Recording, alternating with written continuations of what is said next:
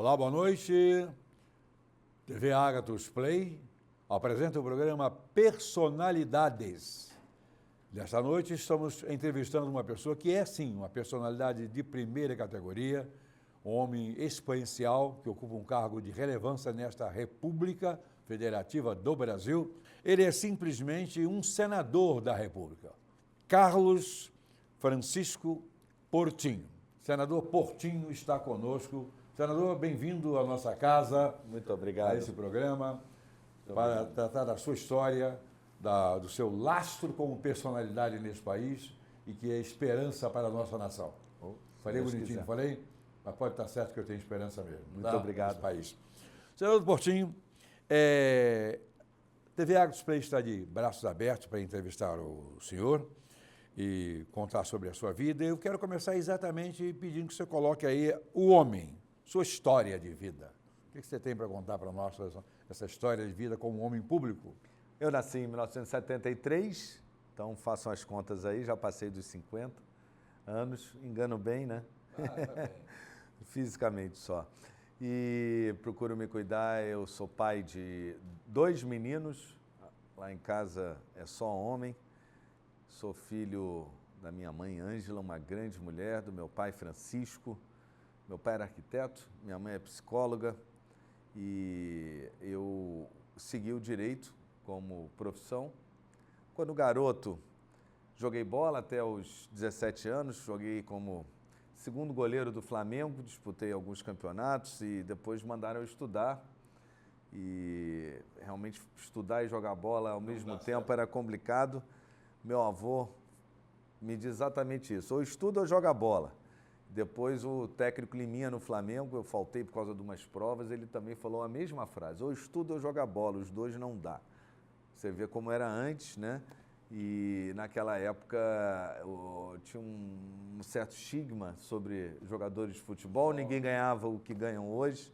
E aí eu fui estudar, que era o melhor que eu podia fazer. Fez muito bem. E me formei advogado, iniciei na Cândido Mendes aqui do centro, me formei pela PUC no final da minha trajetória acadêmica e iniciei como advogado esportivo, entre outros, advogado de tribuna, de contencioso, processo civil, direito civil em geral, trabalhando em um grande escritório, na época era o segundo maior do Brasil, Tosini Freire Teixeira e Silva, de São Paulo, e depois eu tive um convite para um momento conturbado do Flamengo, do meu clube de coração, nasci Flamengo. Me chamaram para assumir a vice-presidência jurídica do Flamengo, no momento que o presidente estava sofrendo um processo de impeachment. Eu nunca não participava da política do clube, eu era um técnico e tinha me especializado em direito esportivo. Falei, ok, vou assumir esse primeiro desafio.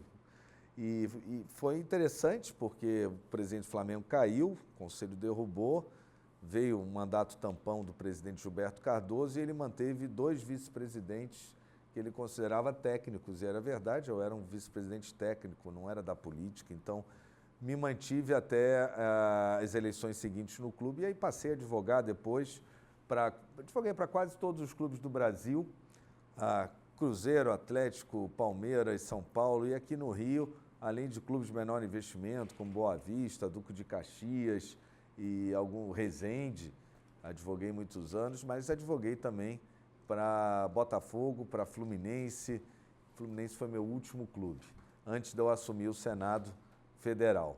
Depois, como advogado esportivo, eu entendi que o direito eleitoral era muito parecido com o direito esportivo. Aí vocês vão perguntar aonde que se parece. Se parece porque o direito é importante, mas são tribunais políticos, né? Aliás, que a gente vê o que o TSE fez nas últimas eleições, ninguém tem dúvida disso. Não tem dúvida. E aí eu me especializei em direito eleitoral. Na época eu já assessorava o deputado federal Índio da Costa, autor da lei do Ficha Limpa, que eu escrevi para ele como assessor o projeto. Depois veio o projeto de iniciativa popular, né, que é o maior exemplo, é um caso de sucesso de um projeto de iniciativa popular, e por isso o deputado Índio da Costa foi o relator da lei do Ficha Limpa, porque a gente tinha um projeto, eu não vou dizer idêntico, mas muito semelhante, era um pouco mais rigoroso até, E nós aprovamos o Ficha Limpa. Durante 8 anos eu fiz assessoria parlamentar na Câmara e advoguei no âmbito eleitoral e fundamos um partido, o PSD. Sou fundador do PSD, partido que fiquei lá por 11 anos, até quando eleito junto na chapa ao Senado como suplente do senador Harold de Oliveira. Fomos eleitos uma diferença muito pequena de voto em 2018, cerca de 60 mil votos para o César Maia, uma eleição que ninguém acreditava. E eu sempre falo, você acredita em pesquisa? Eu não tenho como acreditar em pesquisa. O Harold era um traço até a última semana das eleições.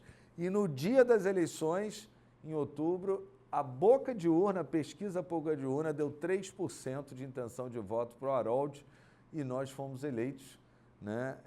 Foi realmente emocionante. Eu tinha perdido antes uma eleição para vereador por 100 votos, quase rasguei meus pulsos. Eu digo que é um churrasco, mas Deus tem um propósito para cada um, um destino para cada um de nós e nos deu essa vitória com o senador Harold e, lamentavelmente, não da maneira que eu queria, eu assumo o Senado durante a Covid, justamente pelo óbito de uma pessoa fantástica que foi o senador Harold, um dos maiores políticos desse país.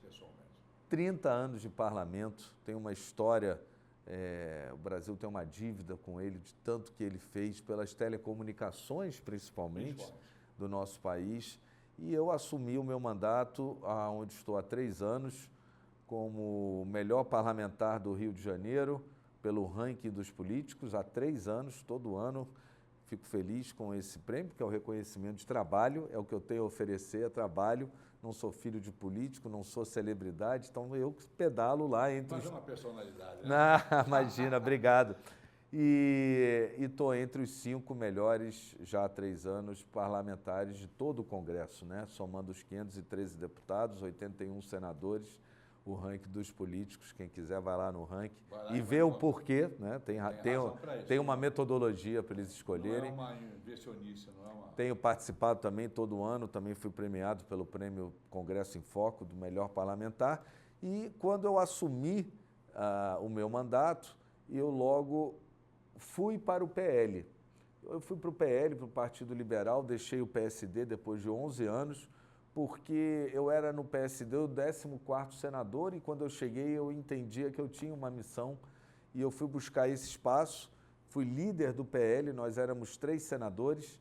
Hoje o PL no Senado tem 14 senadores, trabalho meu e de todos nós parlamentares, mas durante 3 anos como líder do Partido Liberal, que ainda sou, lá no Senado Federal, e líder do governo Bolsonaro no último ano do governo Bolsonaro, um ano difícil, ano de eleição, de desafios, de questão de combustível e muitos outros. Aprovamos tudo do interesse do governo, mas mais do que isso, né, do interesse do brasileiro.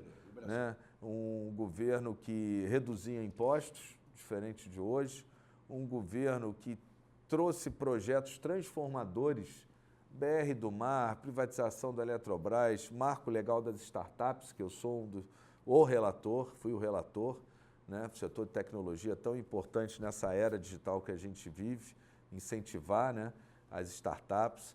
Depois fui o relator da SAF, da Sociedade Anônima do Futebol, um governo que trouxe o plano de manutenção do emprego e renda, que garantiu a manutenção do emprego no meio de uma pandemia, desse fato histórico nunca antes vivido, que foi premiado internacionalmente. Foi maestria aquele trabalho ali, né? Realmente, o que eu vi nesses primeiros anos no Senado, no governo Bolsonaro, foram projetos que mudaram as nossas vidas, a sua vida. Bem diferente, tenho que dizer, porque isso não é ideológico, do atual governo. Isso aí não é, isso é moral. O governo hoje ele tem uma pauta, que é tomar o seu dinheiro, imposto, e taxa, no poder. E manter-se no poder. Com isso, num Estado grande, por isso ele prefere que as pessoas sejam dependentes desses recursos sociais, de Bolsa Família, esmola, né? Porque assim ela fica dependente do Estado, isso está claro. Aí a razão de taxar ainda mais a população, empobrecer a população para ela ficar cada vez mais dependente. Se você pegar aí nesses 2 anos desse governo, quais são os projetos que nós nos dedicamos e que foram transformadores, que impactaram a sua vida. Eu respondo, nenhum. Reforma tributária para aumentar imposto, depois ele veio com aquela PEC da transição que deu bilhões para o governo torrar, criar ministérios, desperdício de dinheiro público, e está aí o resultado, déficit fiscal, as contas do governo ruim, as contas das estatais. E o déficit fiscal é impagável, né? E o pior é que é uma bola de neve. Não, pagável, paga-se e continuará se pagando com o nosso dinheiro, o seu, o meu, de todo mundo. Né? O meu entra na fila também. Entra de todo mundo. Senador, aí você já delineou também a sua imersão na profissão, no trabalho. Inicialmente, trabalhou muito para os clubes de futebol, que são importantíssimos no Brasil, tanto em termos de geração de emprego, quanto em termos de divertimento. É uma máquina realmente muito interessante e que precisa ser bem conduzida. Agora, a sua vida profissional teve alguma coisa além disso ou só essa advocacia brilhante nesse período aí? Eu me orgulho muito que eu fui professor universitário, dei aula aqui no Rio de Janeiro na Universidade Carioca, dei aula em outras universidades, na Cândido Mendes, e em cursos de pós-graduação, alguns na área do direito esportivo. E, assim, vou ser sincero, eu me realizei como advogado, e não é financeiramente, que isso não é o principal, eu fiz tudo o que eu gostaria de fazer, escrevi livros, dei aula, fui à Suíça defender atletas, me especializei em dopagem, sou dos poucos especialistas em doping no esporte hoje no Brasil. Fui advogado no caso que foi o leading case, né? O caso mais emblemático, que foi o caso do Dodô, do Botafogo, de dopagem. A gente reduziu a pena dele lá na Corte Arbitral do Esporte, mas ainda confesso que eu não fiquei satisfeito com o resultado, mas foi positivo. Depois o caso Jobson, que foi o primeiro caso da droga, do crack, da droga crack no futebol mundial, né, e que foi também até a Corte Arbitral do Esporte, e por isso eu me realizei profissionalmente. Isso é muito bom. Me esgotei. E aí me jogar na política para retribuir um pouco para o nosso país, né, do que eu ganhei. Mas antes da política, a sua vida em família, você é um cidadão de bem, etc., filho de gaúcho, né?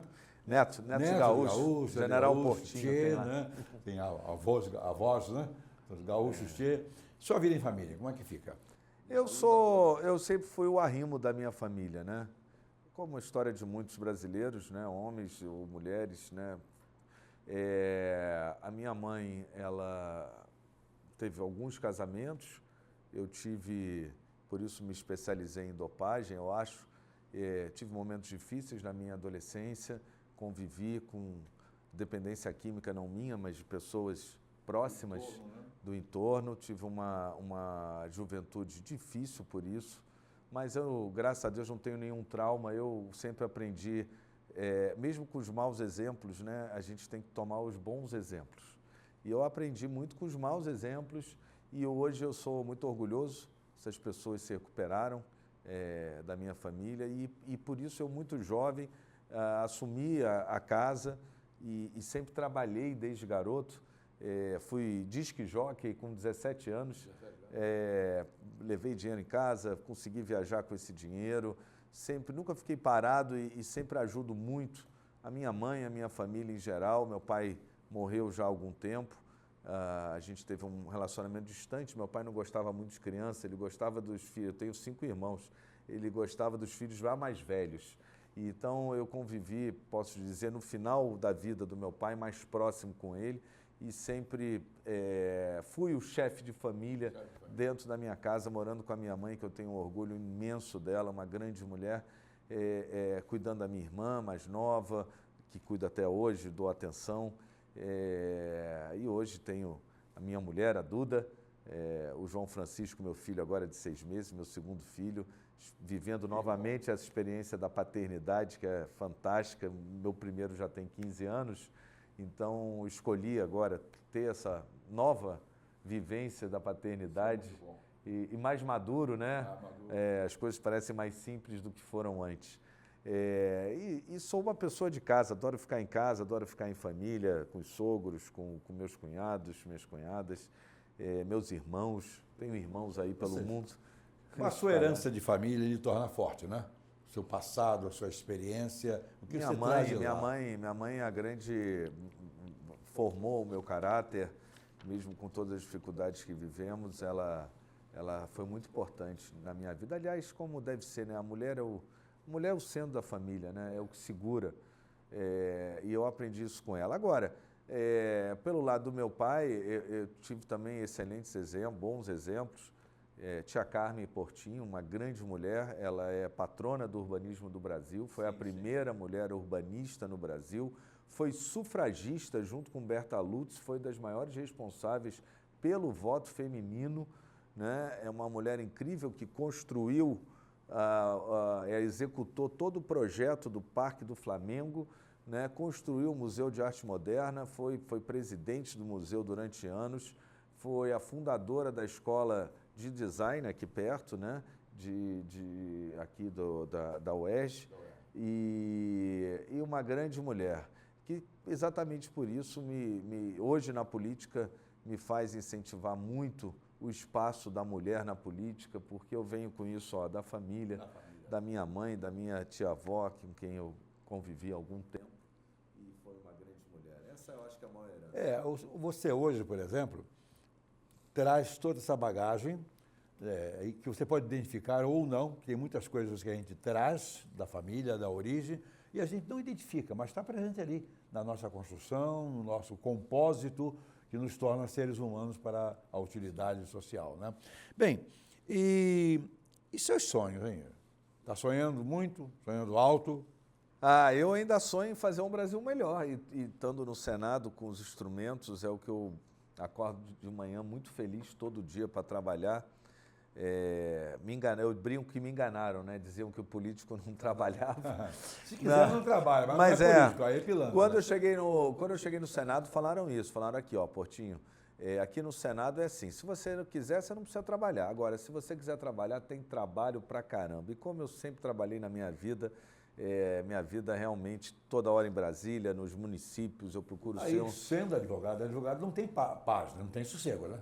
Já era, mas você sabe que quando eu assumi o Senado, por opção, eu separei a minha vida pública da minha vida privada. Eu congelei a minha vida privada, eu saí do meu escritório de advocacia, eu me licenciei na Ordem dos Advogados do Brasil, eu não advogo desde que eu assumi, vivo do meu subsídio como senador e do patrimônio que eu construí como advogado todo, mas eu optei por separar. O presidente da OAB na época me falou, você está doido, Portinho, você pode continuar advogando, você só não pode advogar contra a União, na Justiça Federal, mas você não faz isso, você está na parte esportiva, está na tribuna aqui do Tribunal de Justiça do Estado, não tem conflito.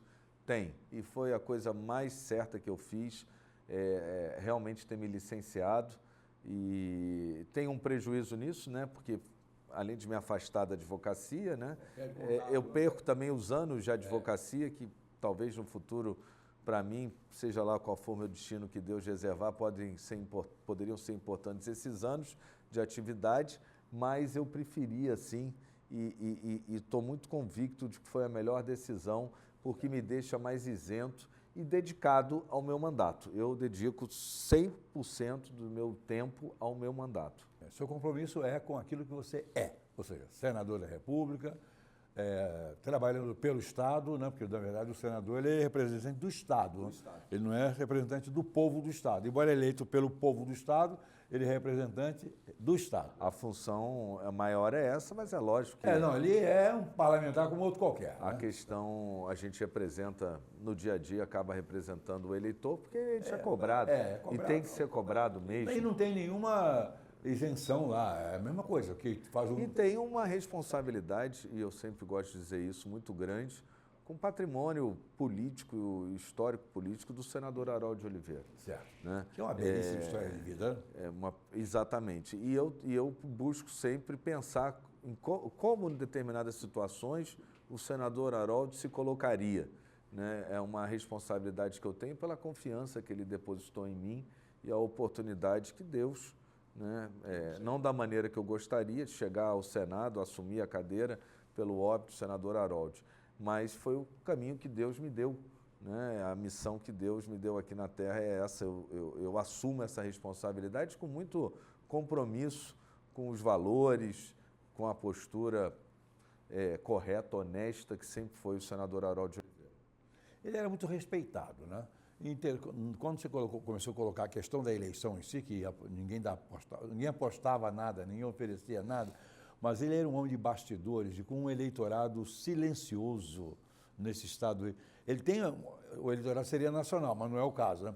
Mas ele tinha e tem, porque ele continua aquele espírito vivo, né? Os princípios, né? Dentro do estado do Rio, é silencioso, gente que não falava nada, ficava quietinho, ele certo, assim, rindo e votando, né?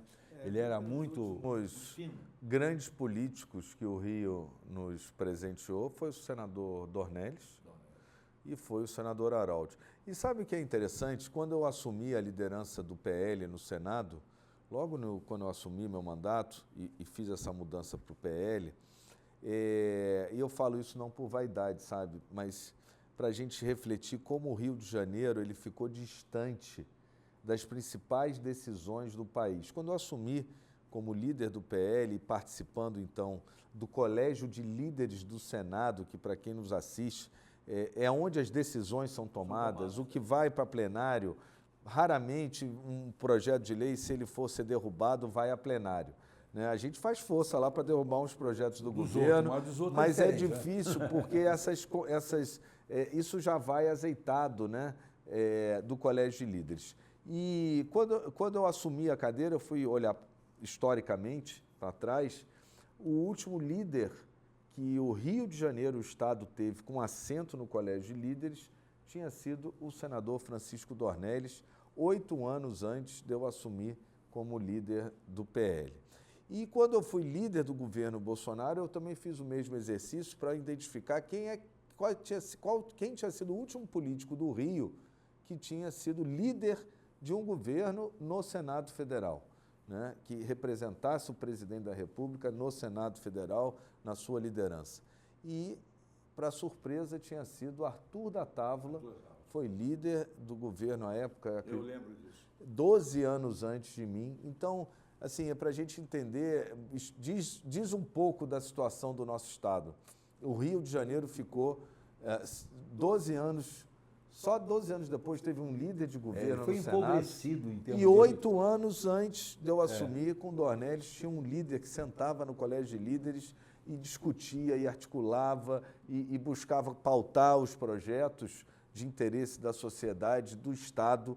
Então, isso explica muita coisa. E não fala por vaidade, não, é só politicamente para entender a ausência do Rio de Janeiro no Senado Federal nos últimos anos.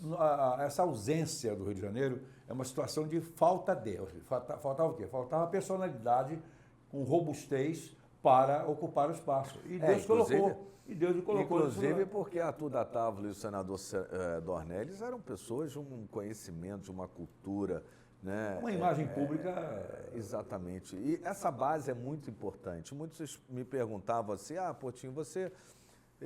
faltou dizer, na verdade, eu fui secretário de Ambiente do Estado no início dessa minha trajetória política, fui secretário de Habitação da cidade 2 vezes, inclusive, na primeira passagem minha, eu fui, na história da cidade, o secretário que mais entregou unidades habitacionais e títulos de regularização fundiária desde a fundação da cidade do Rio de Janeiro. E olha que eu só fiquei 1 ano, a gente destravou aquela máquina e o negócio funcionou bem, né? Então, eu já tinha tido essas experiências no campo da administração pública. E muita gente falava, mas mesmo assim, mesmo com essa experiência, você está no Legislativo, você nunca exerceu um cargo legislativo, chegou ao Senado, eu sei, né? É um elevador, o Senado geralmente é o final da trajetória política de algum político, né? E eu praticamente comecei a minha trajetória, fora as experiências no Executivo como secretário, muito bem sucedidas, mas comecei lá no Legislativo, lá no último andar, digamos assim, da história política da maioria dos políticos. Mas essa formação, e é isso que eu acredito muito no ensino, na educação do nosso povo, porque... graças a Deus, a formação que eu tive, até acadêmica, ela me permitiu chegar no Senado né, e não tremer, e não afinar, e poder exatamente exercer essa liderança natural. Dá uma mobilidade, né?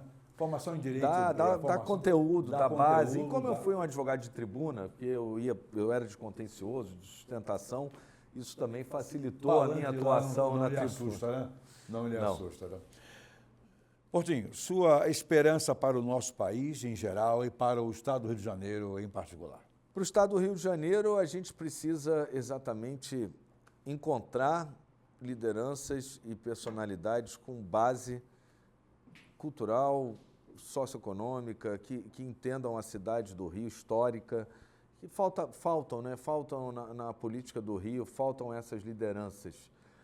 Hoje a política do Rio ela é muito voltada para as celebridades ou para o assistencialismo, né? E faltam e não precisa ser eu não, espero que venham muitos outros, né, políticos que tenham uma base, que tenham a capacidade de dialogar com a população, mas também tenham a capacidade de articulação e que estejam lá não por um interesse próprio, né?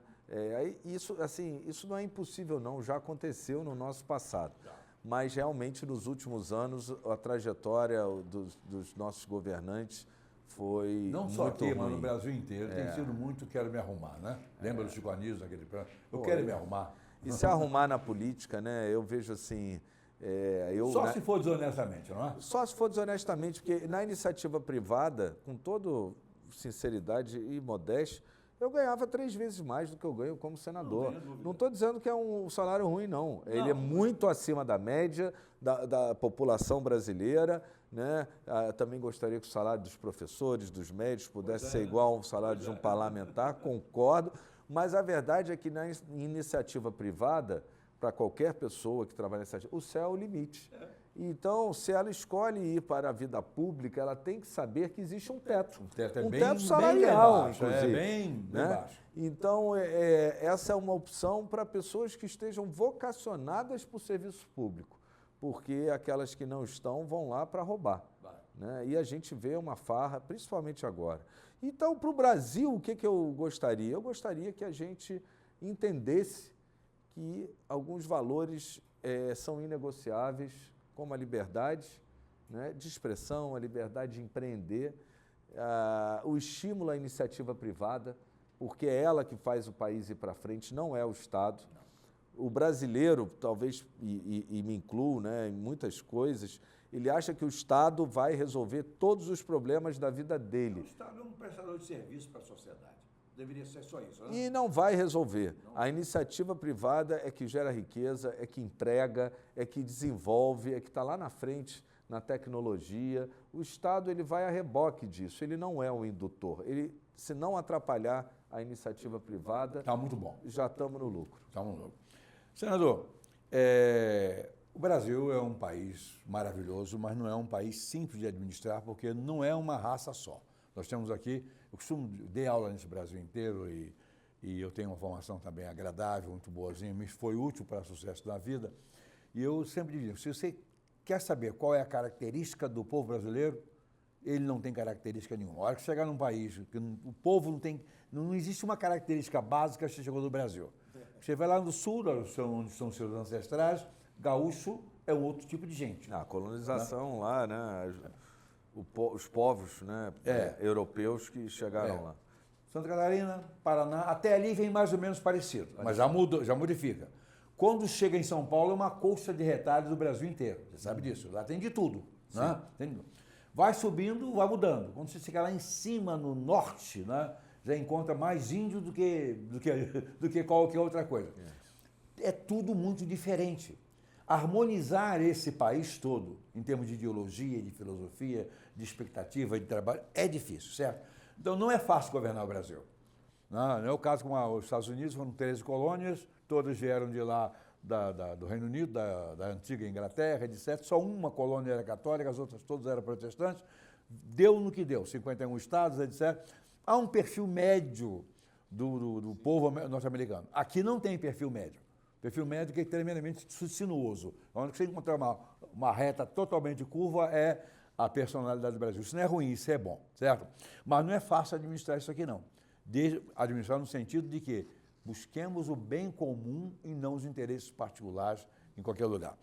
E o que está faltando para o Brasil, senador? Agora é época de eleição municipal, né? Essa diversidade, ela é a grande riqueza do nosso país, né? E a gente é fruto dessa miscigenação, por isso que... Eu tenho índio no sangue. Pois é, com isso que eu ia falar Sou agora. descendente de Israel e tenho índio no sangue. Com todo respeito à discussão racial, né? E a gente tem que defender a dignidade da pessoa humana, né? Todos são filhos de Deus em sua imagem e semelhança, ainda que na nossa maior diversidade. Eu também sou, minha bisavó era índia colombiana, e se pegar a foto você vai ver, cabelo escorrido, aquele rostinho redondinho. A cultura típica. Aquela cara de oriental, exatamente, né? Exatamente. E, ao mesmo tempo, os meus descendentes mais diretos vieram do Rio Grande do Sul, que é um país, inclusive, colonizado por um estado colonizado por europeus. Essa é a nossa maior riqueza, mas também, por outro lado, é causa de muita disputa e divergência, né? E eu acho... O pensamento não é igual, nem poderia ser igual. Mas o problema é que eu acho que nós estamos nos dividindo demais, nos categorizando demais.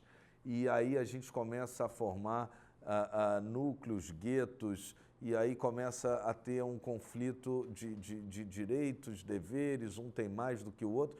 Mas, gente, no final somos todos brasileiros e a gente, na minha opinião, deve prezar pela dignidade da pessoa humana, né? Não interessa se é jovem, se é velho, se é branco, se é preto, índio, amarelo, se é preto. Estampado, né? Não interessa.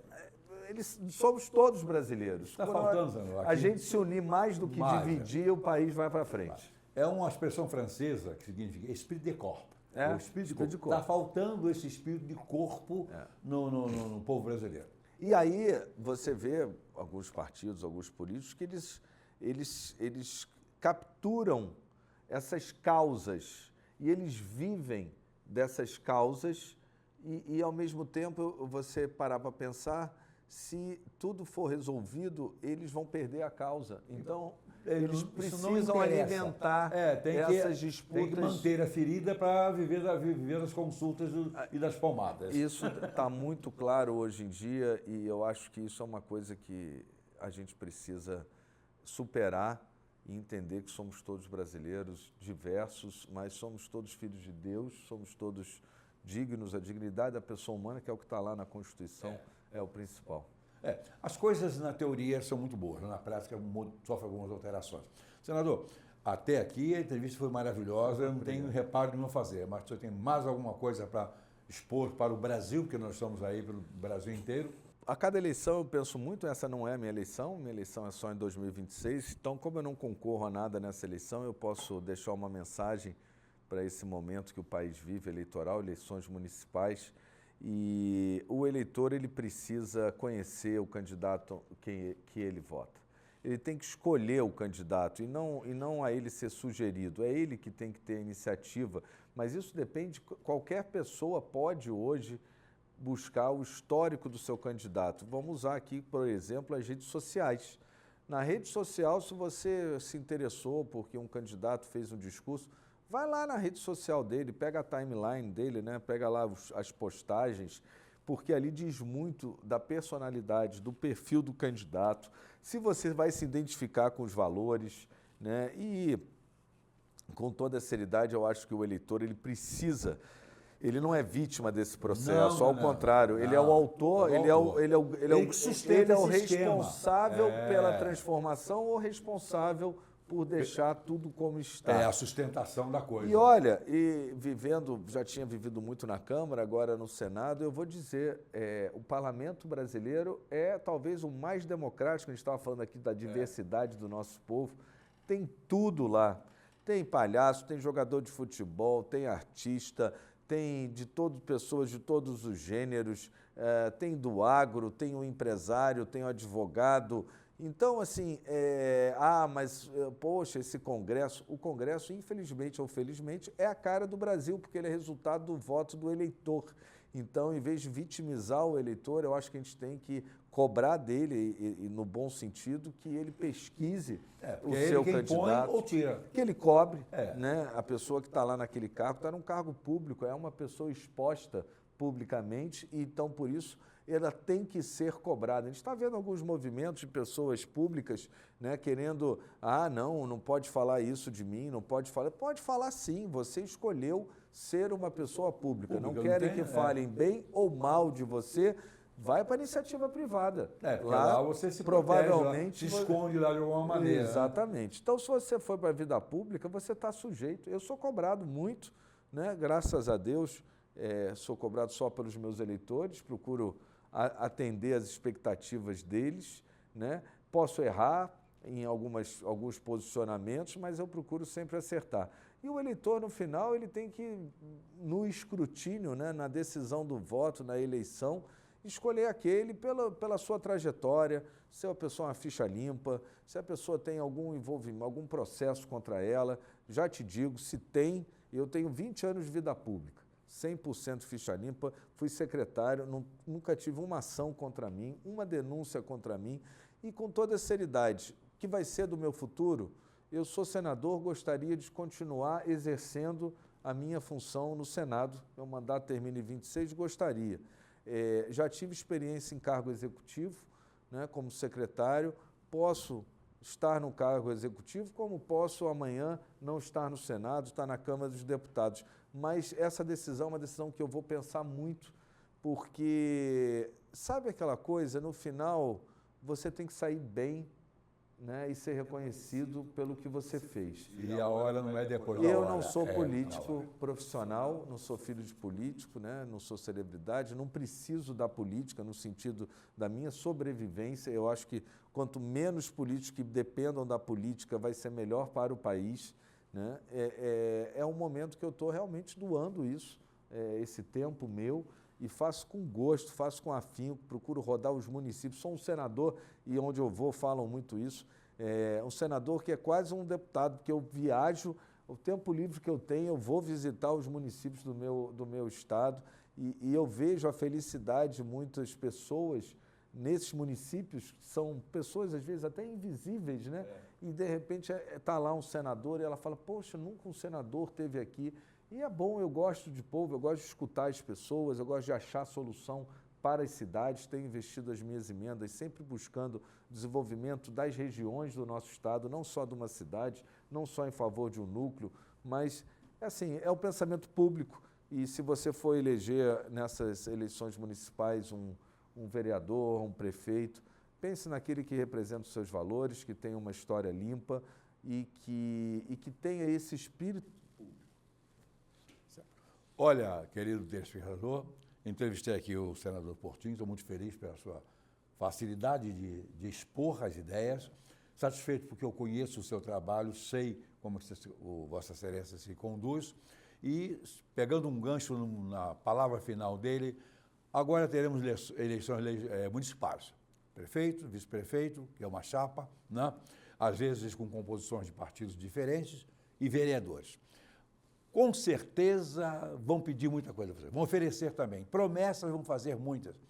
Ainda bem que santo não come nem se veste, porque se eles fossem viver de promessas, estariam lascados.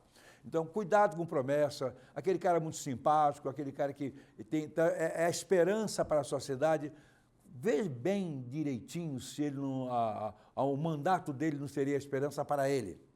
Eu conheço uma cidade onde tem um candidato a prefeito que ele precisa loucamente se eleger, porque é um cara que quebrou a vida toda, ele não colocou a mão em uma coisa que ele não quebrasse. Está numa pindaíba, a esperança dele é ganhar para ser prefeito, porque aí ele vai se arrumar, né? Não vou citar a cidade, eu conheço a cidade. Mas todo mundo deve conhecer. Todo mundo deve conhecer na sua cidade alguém que tem uma esperança de se eleger para poder se ajeitar. Não, é se eleger para ajeitar a sua cidade, cooperar para ajeitar o seu estado, fazer de tudo para ajeitar esse nosso país querido. Senador, muito obrigado por ter vindo. Obrigado a você. Deus lhe abençoe enormemente. Deus nos abençoe a toda a sua grande audiência. Colegas, todos lá, e TV Agrosplay à sua disposição, para oferecer o melhor para este Brasil que amamos. Deus abençoe você e até o próximo programa.